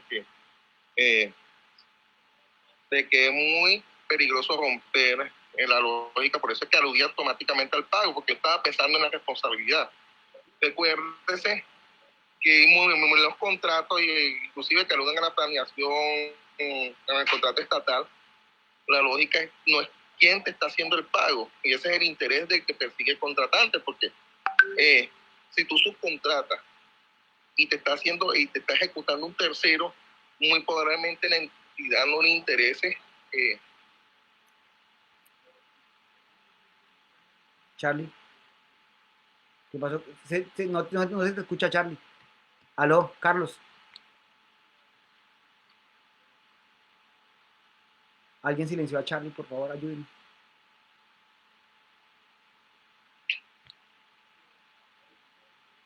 Aló, ¿sí me escucha? Sí, ahora sí, ahora sí. Entonces, quien te está haciendo el pago es un ingrediente de la responsabilidad, por eso automáticamente aludía a la imputación del pago. Porque cuando hacen la selección objetiva de contratistas, tengo entendido, no sé si me corrigen, eligen al contratista por determinadas calidades que tiene ese contratista, experiencia, capacidad financiera. Entonces, si usted subcontrata con otra persona que no cumple esos parámetros para ejecutar la obra, para estar inicialmente en la etapa de selección objetiva de contratista, muy posiblemente, sobre todo por factor de experiencia, de pronto no le va a interesar a ese acreedor, entiéndase entidad pública, ese cumplimiento a través de su contrato. Y no solamente la responsabilidad se compromete por el incumplimiento total, sino también incumplimientos parciales o incumplimientos defectuosos e incluso tardíos. Y eso es así allá y siempre ha sido así, tanto de día como de noche. O sea, Charlie, tampoco te gustó eso de la teoría tripartita del contrato. No lo veo, no veo esa, pero bueno, yo respeto Yo encuentro, sí, yo encuentro, cabrón, pero bueno. encuentro formas de entenderla. Obviamente hay que leer la sentencia, pero pues hay varias formas de hacerlo con el derecho privado, ¿no? Pero también estamos en la misma vía, eso de teoría tripartita del contrato. El contrato es bilateral o plurilateral, punto. ¿Sí? Y hay que ubicarlos entre dos categorías. Y con el contrato, pues hay que mirarlo. Yo creo que la respuesta está en las obligaciones. Pero bueno, es una discusión que me gustaría que el compañero del externado nos regalara la sentencia para publicarla acá y para precisamente debatirla más adelante. Ya mismo la envío entonces al grupo de Telegram. Ok, listo, yo la saco de ahí y la comparto acá en la página. Perfecto. Bueno, Charlie, encantado de saludarte.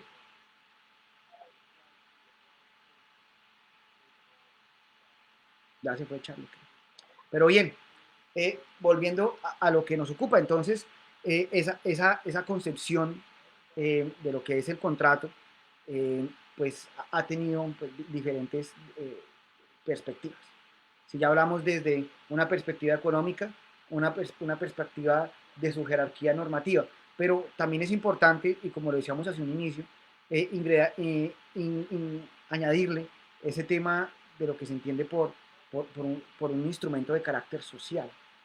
Porque el contrato en la actualidad no solamente se reduce a una operación, a un intercambio de bienes y servicios, sino que es una de las formas en las que se manifiesta la solidaridad en la sociedad. ¿Sí? La sociedad y también la realización de ciertos derechos fundamentales que no solamente se quedan en el escenario constitucional, sino que tienden a influir, ¿sí? en el desarrollo y en la ejecución de lo que es un contrato. Miren un ejemplo, a ver, yo recuerdo en ese seminario, hay una profesora, Charlie la debe conocer, la doctora Magdalena Correa, si mal no estoy en el nombre. Ella también fue eterna a la Corte Constitucional. Charlie, si estás ahí, me corriges, el nombre de ella es Magdalena Correa, ¿sí? Y hacia un estudio de, por ejemplo, cómo la Constitución ha cambiado lo atinente al contrato de seguro, y es un ejemplo que siempre mostramos, digamos, en varias charlas. ¿Sí? ¿Y cómo era el caso? A ver, este caso, recuerdo muy bien que era una pareja que estaba infectada de VIH, acude a un préstamo bancario, un préstamo hipotecario, el banco cumple con todos los requisitos, ¿sí? Cumple todos los requisitos. Y el banco pues se lo niega y como razón argumenta que pues el seguro decidió no ampararlos en un seguro de vida. Decidió no celebrar un contrato de seguro de vida a deudores, digamos esa figura, teniendo en cuenta de que representaban un alto riesgo. No eran asegurables. ¿Sí? Entonces, ¿qué pasaba ahí? Pues está la autonomía de la voluntad. O sea, el seguro actuó bien o actuó mal. Entonces, ahí dependerá la famosa frase que nos gusta a los abogados, depende de qué, depende pues de dónde, a qué escuela pertenezca, depende de dónde lo vea. Porque si estamos en eso que es la autonomía de la voluntad contractual, pues la aseguradora actuó bien. ¿Qué se entiende por autonomía contractual? Porque eso también hay que volverlo a traer acá a discusión, o volver a traerlo como forma de recorderis. ¿Qué es la autonomía contractual? Entonces, se entiende por esta, pues ya aplicamos lo que era autonomía, pero que en el escenario contractual se matiza de diferentes formas, como autonomía de contratar o no contratar, de celebrar un contrato o no, o sea, yo contrato o no, y eso quedará pues entredicho en lo que llaman los contratos obligatorios, pero eso lo vamos a hablar después. En la elegir a su contraparte en el contrato, o sea, usted tiene autonomía también de contratar o no contratar y de elegir con quién va a contratar, mejor dicho. Eso hace parte de la llamada autonomía contractual. También elegir qué tipo de contrato va a celebrar, o sea, de ese abanico de contratos que nos da tanto la ley comercial como la ley mercantil, elegir cuál de ellos, y en caso de que no esté, de que no exista un contrato que se acomode precisamente a sus necesidades o a su operación económica, usted, en razón de esa autonomía de la voluntad, puede construir un nuevo contrato, ¿sí? Puede dar nacimiento a un nuevo contrato, puede redactar un nuevo contrato, que es lo que, pues, a mi modo de ver, se llaman contratos innominados. Bueno, a mi modo de ver y en modo de Juan Manuel Farira, un escritor argentino, perdón, sobre el tema contractual que también vamos a mencionar más adelante. Pero a mi modo de ver, los llamados contratos innominados, que son típicos, ¿sí? Y también otra forma ahí es de manifestar la autonomía contractual, eso que se llama libertad contractual, es, por ejemplo, escoger el clausulado del contrato. Hace parte también de esa autonomía, redactarlo en la forma pues, que las partes se sientan más cómodas a los arreglos que puedan llegar. Y hay otra que recuerdo también expresaba una sentencia que alguna vez leí que decía, y está la autonomía contractual que tienen el derecho también de exigir el juez del contrato, ¿sí? Y ahí nos sitúa en esos elementos accidentales que son pues, estudiados en la teoría general del contrato, como lo son la cláusula compromisoria, el compromiso, o también cualquier otro método alternativo de resolución de conflictos, pues que le permita a solucionar a las partes las diferentes vicisitudes que se van presentando en la ejecución del contrato. Pero en eso se traduce, y era un paréntesis que quería hacer, la autonomía contractual, miren, y recapitulemos, escoger a su contraparte en el contrato, ¿sí? Configurar el clausulado del contrato, escoger qué contrato va a celebrar, contratar o no contratar, y hasta escoger la forma en la que más adelante se va a dirimir o se va a solucionar ciertas controversias que pueden darse en materia contractual. Entonces, si la aseguradora obró dentro de ese marco de autonomía contractual, pues diríamos, obró bien. Dijo, pues yo con usted no contrato. ¿Por qué? Para usted se me presenta un alto riesgo y pues para mí no es negocio. Punto. Yo aseguradora privada, tengo dentro de mis principios, yo no soy seguridad social, soy aseguradora privada, tengo dentro de mis principios pues el ánimo de ley. Y usted para mí representa un pérdidas, punto.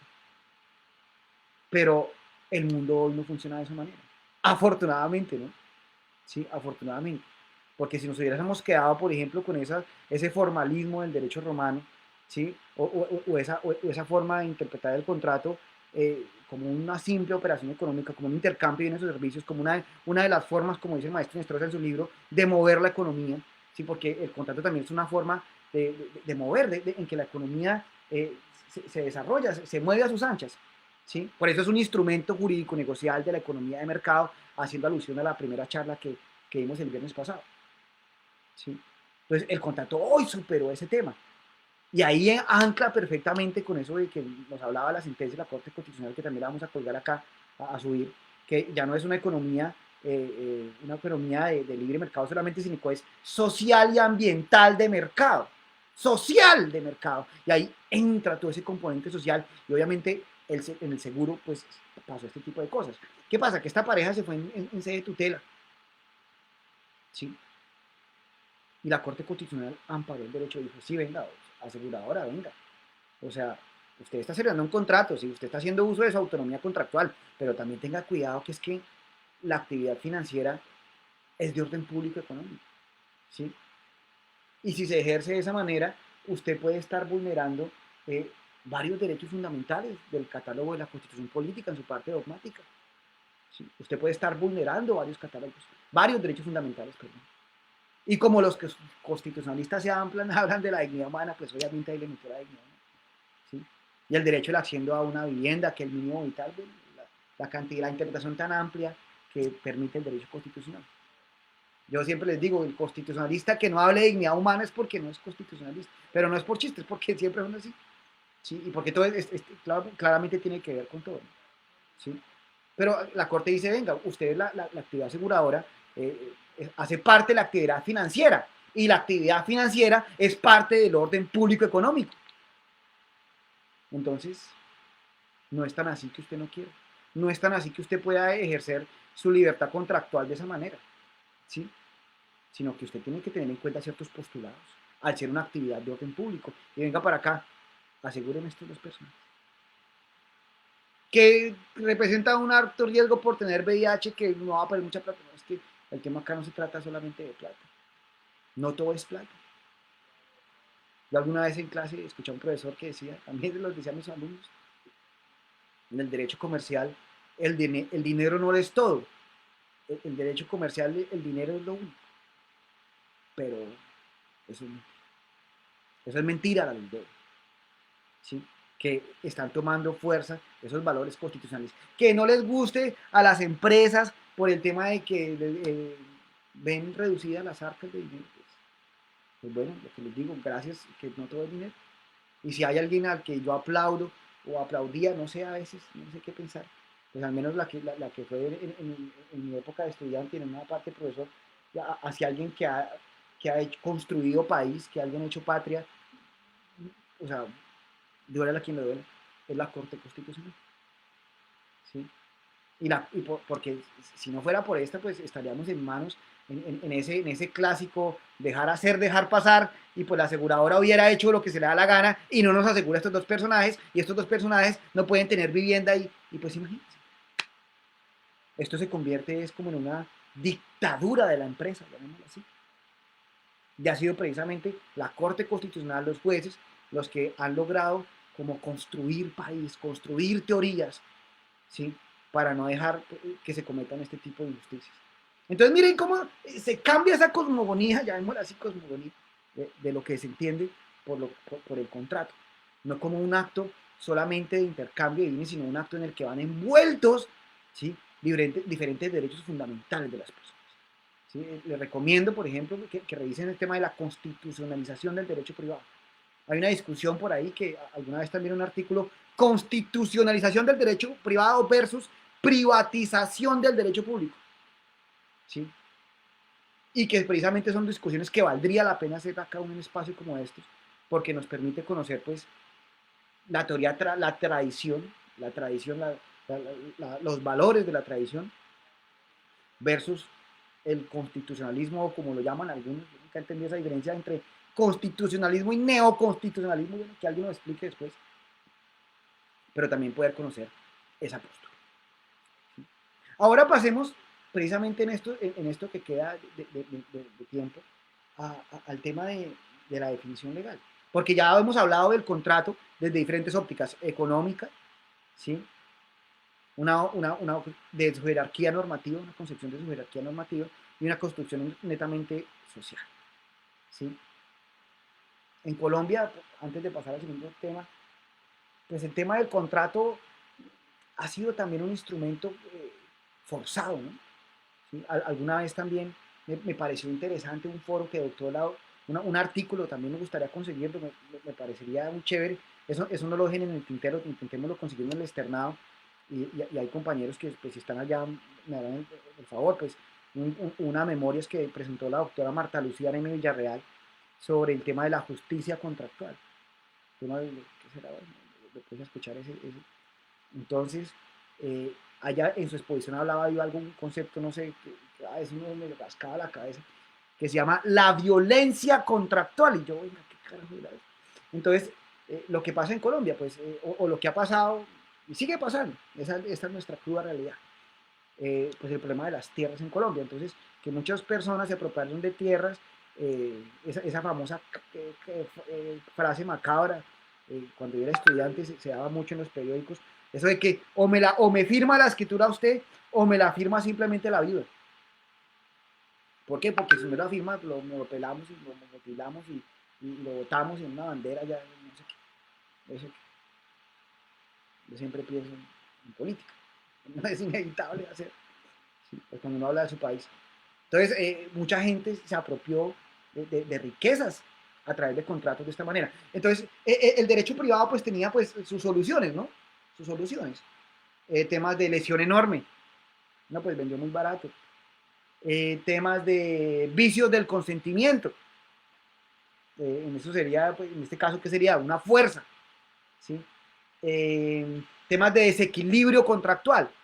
Pero pues, o sea, ¿qué hacemos con el derecho privado cuando es que hasta el juez está metido ahí en ese cartel? Y sabes que era un cartel de notarios, jueces, hasta los abogados, eso todo. Eso es un intríngulo, es un concierto para delinquir ahí, pero precisamente que utilizaban los contratos, desnaturalizaban la figura.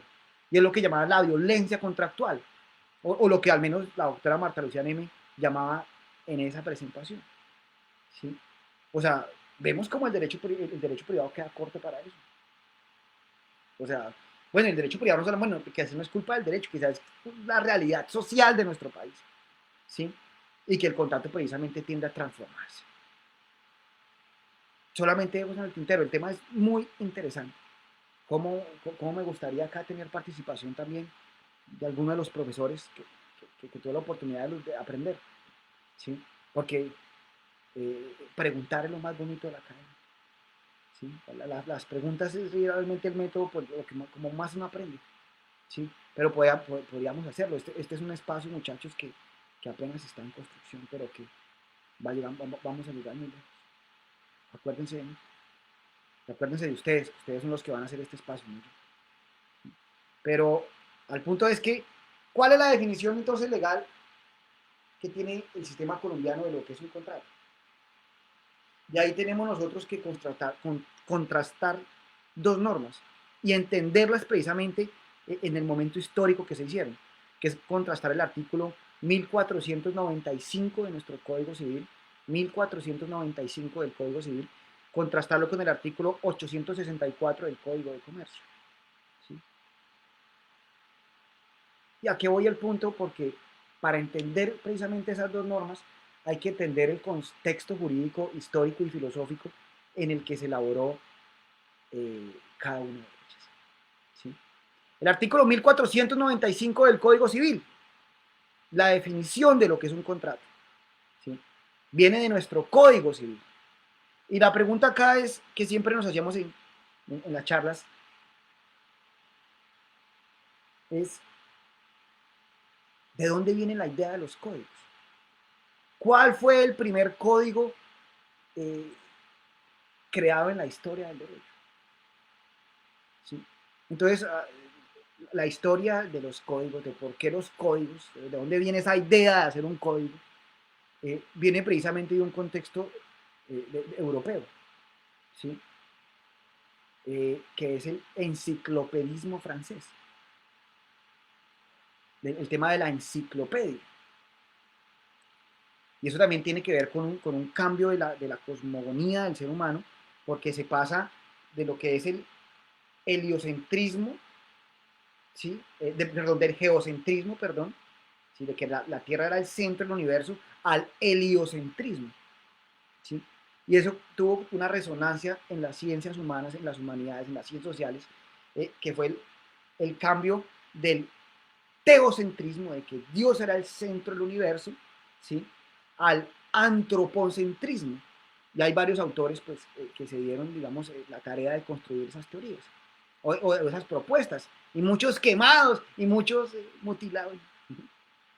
La historia de que pues, todos nos matamos entre todos. Pero muchos autores fueron acallados por ello. ¿Sí? Pero cuando se da precisamente, cuando se logra, cuando ese renacimiento, esa revolución de las ideas, ¿sí? Cuando ya el hombre ya no da pena mirarlo desnudo, sino que se pinta desnudo porque es la mejor expresión del ser humano, de la belleza, perdón. ¿Sí? Comienza a cambiar todo el cuento y también el saber. Y una de las formas precisamente del saber fue intentando condensarlo en dos solapas de cuero en lo que era la enciclopedia. ¿Sí? Les recomiendo, véanse, porque eso también tiene incidencia de dos personajes históricos que fueron Lutero, o Lutero, no sé cómo se dirá, Lutero y Gutenberg. Hay una película bacana que se la vea, se la recomiendo, se llama Lutero. que es una película bien bacana. ¿Y por qué es bacana? Porque muestran a uno como las revoluciones, como los grandes cambios eh, surgen de ideas pequeñas. ¿Y cuál era la idea? Pues la idea pequeña que a la vez es grande, ¿no? Grande a la vez de hacerlo, ¿no? El hecho de que las sagradas escrituras eh, no fueran conocidas solamente en un lenguaje asequible a los curas, al clero, sino que el pueblo tuviera la oportunidad de tener acceso a la Biblia, a lo que decía la Biblia. Y es cuando Lutero se encarga de traducir la Biblia, de hacer esa traducción. ¿Sí? Pero ¿de qué vale traducirla si no se puede llegar? Entonces ahí aparece también el otro personaje en la película, muy interesante, véansela, que es de verdad bien chévere, ahí vamos a colgar acá el link para que la vean, o al menos la publicidad, ¿sí? Porque con el tema, con la invención de la imprenta, ¿sí? Este libro fue repartido por todo, ya todo el mundo con la Biblia. Mire que Chávez también hacía lo mismo cuando llegó a la presidencia, ese tipo era muy inteligente, porque cuando Chávez llega a la presidencia lo primero que hace es hacer unas constituciones chiquiticas y repartirle constitución a todo el mundo para que todo el mundo conociera la constitución. Tema inteligente, ¿sí? Y es precisamente como que el mismo espíritu que movió a estos tipos de que todo el mundo tuviera acceso a una información. En este caso la Biblia, pero eso se desplegó por todas las artes. O sea, eso se extendió por todas las ciencias, no solamente con el tema religioso. Y el derecho no fue ajeno a ellas. Contaba el doctor Arrula Paucar en una clase en la Universidad de los Andes, ¿sí? Una anécdota, bueno, una anécdota no, tampoco es que sea tan viejo, pero nos contaba precisamente una historia, ¿sí? De Napoleón Bonaparte.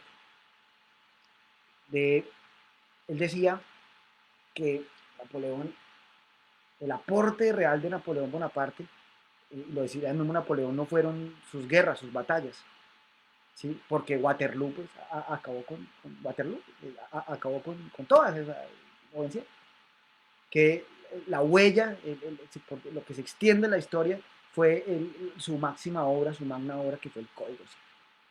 Nuestro Código Civil, el Código Civil de Napoleón. ¿Y cómo fue la historia? De que él nos contaba que él iba, después de una de sus batallas, y necesitaba pernoctar, iba con sus hombres muy cansados y heridos, y pernoctó en un convento, ¿sí? Entonces, en ese convento, en ese convento, pues había muy pocas cosas que leer. Lo único que había que leer allá era el Corpus Juris Civilis Justinianeo. Era lo único como que había en el momento para leer. Y llegó Napoleón, que era un voraz lector, y mientras esos meses, porque no fue una nochecita, que se quedó allá, leyó el Corpus Juris Civilis, estudió el Corpus Juris Civilis. Decía el maestro Arrula, que al doctor Dávila no me gusta, que Napoleón salió transformado, ¿sí? De ese convento, de esas noches. O sea, se hablaba de otro Napoleón, porque comenzó a inspirarlo toda la obra, ¿sí? De los 4 libros del Corpus Juris Civilis, toda esa obra que se le debía a Justiniano, esa compilación del derecho romano. Y fue con la idea, y como influido por el enciclopedismo francés, con el tema de acceso a la información, de que se construyera el primer Código Civil. Pero fue el Código Civil de Napoleón de 1804, que posteriormente fue el Código de Comercio de 1807, los dos primeros códigos modernamente hablando. Que el Código Hammurabi, no, pues ustedes pongan ahí en Google Código Hammurabi, eso no era un código, era una piedra, eso era diferente. Estoy hablando del acceso al conocimiento. Que la ley de las 2 etapas, no, estos no eran códigos. Modernamente hablando, desde el tema del enciclopedismo, para hacerme entender, ¿sí? Entonces ahí viene y eso revoluciona el tema. Se hizo esta obra, pero ¿bajo qué momentos o bajo qué momento histórico se hizo esta obra? ¿Sí? Y era precisamente posterior a la Revolución Francesa, donde esas frases allá fraternidad, igualdad y libertad. ¿Sí? Fraternidad, solidaridad y libertad. ¿Sí? No, ¿cómo era la ley? Igualdad, fraternidad y solidaridad. Pues inspiraron a las personas que hicieron la revolución. ¿Sí? A mí me encanta una frase que leí, Miguel Ángel Rodríguez Puga, un profesor español, que dice, esas frases de libertad y solidaridad e igualdad, eso es pura carreta. Pero ¿por qué decía él? Que, o sea, ¿quiénes hicieron la Revolución Francesa? Pues una clase social, que fue la burguesía. ¿Sí? ¿Y libertad para qué? Pues miren, libertad de empresa, libre competencia, miren que eso viene desde ahí y desde mucho más atrás, pero realmente lo que se lucha es por eso, por activar ese tipo de valores. ¿Sí? ¿Igualdad de qué? Bueno, igualdad que hay competidores, entre una clase social. O sea, la Revolución Francesa fue hecha para beneficiar una clase social. ¿Sí? Y obviamente una de sus grandes defensas, pues, el tema de la Revolución Francesa, fue la reivindicación de la propiedad privada. Podríamos decir, en ese momento, el espíritu de la Revolución Francesa, y que me corrija el doctor David en algún momento, cuando dicte sus clases acá o cuando podamos hablar, ¿sí? Pero el espíritu de la Revolución Francesa hace del ser humano un poco egoísta, individualista, ¿sí? Precisamente porque está inspirado en las ideas burguesas, sin sonar el discurso mamerto, no es mi intención, pero está inspirado en la filosofía de la burguesía, en todos esos teóricos de la burguesía. ¿Sí? Vuelve al ser humano un poco más individualista, egoísta. Y el Código Civil está elaborado bajo una filosofía que es individualista, antropocentrista, ¿sí? Superando el teocentrismo, como lo dijimos anteriormente. Y obviamente el concepto de contrato de ese artículo 1495 está influido por esa filosofía. Me quedan 6 minutos y no creo que alcance a hablar. ¿Hay alguna, o sea, alcance a explicar esto que viene? Que eso lo haremos el día viernes a la misma hora por este mismo canal, ¿sí? Porque ya el tiempo es corto. Pero, ¿hay alguna duda o alguna pregunta de las personas que están participando hasta acá? ¿Cuántas personas tenemos participando, Carlos?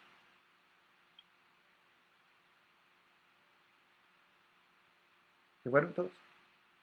Profe, 67 se alcanzaron a conectar en Zoom y en Facebook nos están escuchando y viendo 46. Bueno, perfecto. El máximo número fue 51. Perfecto. ¿Sí? Entonces, ¿hay alguien que tenga alguna duda, alguna opinión, algún comentario para finalizar la clase de hoy?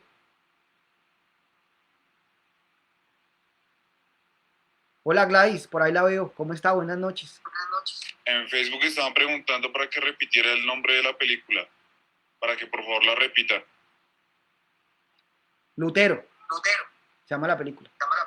De un tipo ahí que tenía cada una chamba en la cabeza, que después me explicarán por qué les ponían eso. En la película ahí lo muestra. Que una cosa, ¿se acuerdan sus monjes? Eso tiene una explicación. Ese era el nombre. Lutero. Profe, buenas noches. Hola Gladys, Dios buenas lo noches. bendiga. Mi querida paisana, ¿cómo me le va? Paisanita. Sí, profe, de verdad que infinitos agradecimientos a esa labor tan bonita que está emprendiendo. Yo pienso que lo más importante en todo es la labor social y eso que su merced está emprendiendo en estos momentos para con todos nosotros, verdad que es lo mejor. Dios lo bendiga y no sabe la felicidad tan grande estar aquí frente a usted y todos mis compañeros que los quiero mucho. No, a usted, Gladysita, a usted. Qué bonito, muchas gracias. de verdad, muchas gracias. Salúdeme a la gente de Garagoa, Boyacá, aquí. ¿Está en Garagoa ahorita o en dónde está? Claro. En Garagoa. Bueno. ¿Señor? Está en Garagoa ahorita. Ah, qué envidia. No, acá no. Bogotá. Bogotá. Bueno. Bogotá. Entonces cuando vaya a Garagoa Sí, me pero ya en 20 días vamos. En 20 días vamos para Garagoa y Chinavita y sus alrededores. Bueno, listo, Gladysita, encantado de volverla a saludar. Muchas gracias por sus palabras, claro que sí. Gracias. Bueno, muchachos, muchas gracias por venir a este espacio. Nos veremos acá el viernes a las 6:15 de la tarde hasta esta misma hora. Hasta las... Profe, Nicolás Cervantes y el profesor y el doctor Carlos Lozano también levantaron la mano. Ah, bueno, por favor, dejémoslos hablar. Es que como a mí no me aparece nada acá, porque esto no es una dictadura, por favor, hable. ¿Qué dice Nicolás? Nicolás, por favor. Doctor, cabe resaltar también que la Revolución Francesa no fue solo la reivindicación de la propiedad privada, sino como la reconquista y la reagrupación de todos los pilares fundamentales del derecho privado que usted exponía antes, como la libertad de empresa, la libertad de economía, libre asociación y demás derechos. La Revolución Francesa fue la cúspide, como el clímax de todo ese proceso que venían trayendo desde los burgos, desde esos tiempos antiguos, hasta, pues, como lo decía, este clímax que fue como la conquista máxima de todos esos derechos. Es decir, la Revolución Francesa no solo influyó en la propiedad privada, sino en todos los estandartes del derecho privado. En todo, claro, mijo, claro. Ese fue uno de los cambios. En el constitucionalismo también. Sí, la Revolución Francesa fue un fenómeno, pues como toda revolución, una avalancha que cambió todo. Claro que sí. Y precisamente la Revolución Francesa, el espíritu de la Revolución Francesa, es el que inspira la fundación de muchas universidades en Colombia, pero solo teóricamente. Porque parece que los hubiera impulsado más como, no sé, Julio Mario Santo Domingo es el que impulsa esas universidades que la Revolución Francesa. Pero tiene razón, Nico. Si la Revolución Francesa no solamente tiene que ver con la propiedad, no, eso, o sea, muchas cosas. O sea, usted mira cualquier libro de derecho laboral, cualquier libro de derecho constitucional, de derecho administrativo, la Revolución Francesa cambió todo. Derecho de la responsabilidad civil, por ejemplo. No fue ajeno a eso. Eso está totalmente inspirado, irradiado por el espíritu revolucionario francés. Muchas cosas en el derecho. Y estoy de acuerdo con ustedes, era un tema muy interesante. En mi universidad había un profesor que estudiaba muchos esos fenómenos, odiado por muchos, querido por otros, el doctor Ernesto Rey Cantor. Y él tiene varios libros sobre ese tema, pues que valdría la pena, pero no solamente son los únicos. Acá cuando organicemos la bibliografía, pues obviamente que ustedes tengan acceso a ella, vamos a mirar otros constitucionalistas que pues si le llama el tema la atención, Nico los podría mirar y podríamos mirarlos acá. Doc, sigue el doctor Carlos Lozano Doctor, y luego Julián Esteban. ok, listo. Doctor Carlos, buenas noches. Nuevamente, Charlie. Barranquilla, en mi corazón. El Cucayo es, el Cucayo y el Malecón. Ah, sí, recuerdo esa vivencia. No, sorprendido con esta iniciativa tuya, Anderson, y siempre un inquieto del derecho. No sé, como para que contribuyera inmediatamente en esa empresa que me parece interesante. A propósito del precedente y de las decisiones de las Cortes, si a bien les parece, puedo, no sé, me indiquen el medio de remitirle providencia de las Cortes sobre variados temas del universo contractual, el extracontractual, procesal, los temas de manejo de pruebas. Claro que Me sí, indica, Charlie. yo le remito esa. Y particularmente una muy interesante a propósito de la discusión Tamayo Diego López Medina, que inclusive hubo una reciente en la Academia Colombiana de Jurisprudencia, como de septiembre de este